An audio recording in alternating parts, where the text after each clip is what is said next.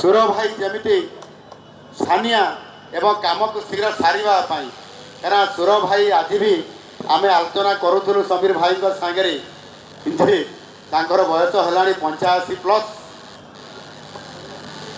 ହଁ, ତ ସେଇଭଳି ଭାବରେ ସେ ଆଜି ବି ପୁରା ଶକ୍ତ ଏବଂ ଦୃଢ଼ ଭାବରେ ଇଏ ମହାପ୍ରଭୁ ବାବା ଲିଙ୍ଗରାଜଙ୍କର କାମ ସେବାରେ କାମ କରିବାରେ ସେ ସବୁବେଳେ ଚିନ୍ତା ତାଙ୍କର, ସବୁବେଳେ 24 ଘଣ୍ଟା।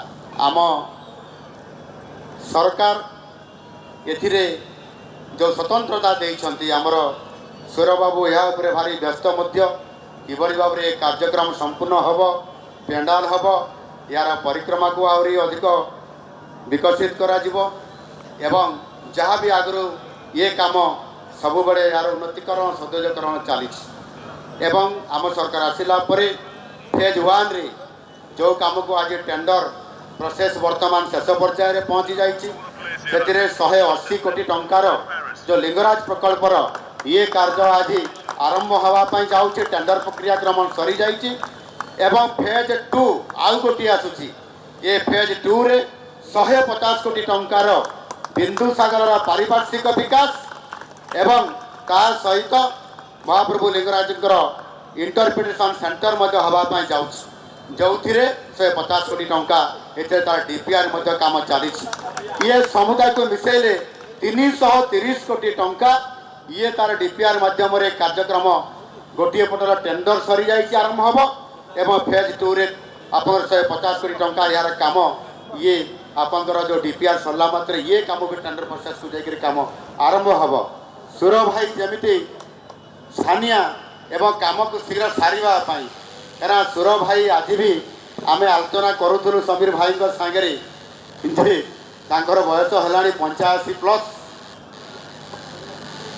ହଁ, ତ ସେଇଭଳି ଭାବରେ ସେ ଆଜି ବି ପୁରା ଶକ୍ତ ଏବଂ ଦୃଢ଼ ଭାବରେ ଇଏ ମହାପ୍ରଭୁ ବାବା ଲିଙ୍ଗରାଜଙ୍କର କାମ ସେବାରେ କାମ କରିବାରେ ସେ ସବୁବେଳେ ଚିନ୍ତା ତାଙ୍କର, ସବୁବେଳେ 24 ଘଣ୍ଟା।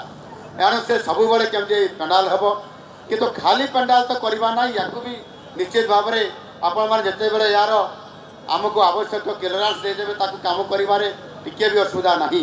କିନ୍ତୁ ଏଇ ଲିଙ୍ଗରାଜ ପ୍ରକଳ୍ପର ସମସ୍ତ କାର୍ଯ୍ୟକୁ ଆମେ ସମ୍ପୂର୍ଣ୍ଣ କରିବା, କେମିତି ଏହାକୁ ଆଗକୁ ଆମେ ଆହୁରି ନେଇପାରିବ। ଆଉ ସେଥିପାଇଁ ମୁଁ ଆଶା କରିବି ନିଶ୍ଚିତ ଭାବରେ ଇଏ କାମ ଆଗକୁ ମଧ୍ୟ ଆଗକୁ ଇଏ ବଢ଼ିପାରିବ।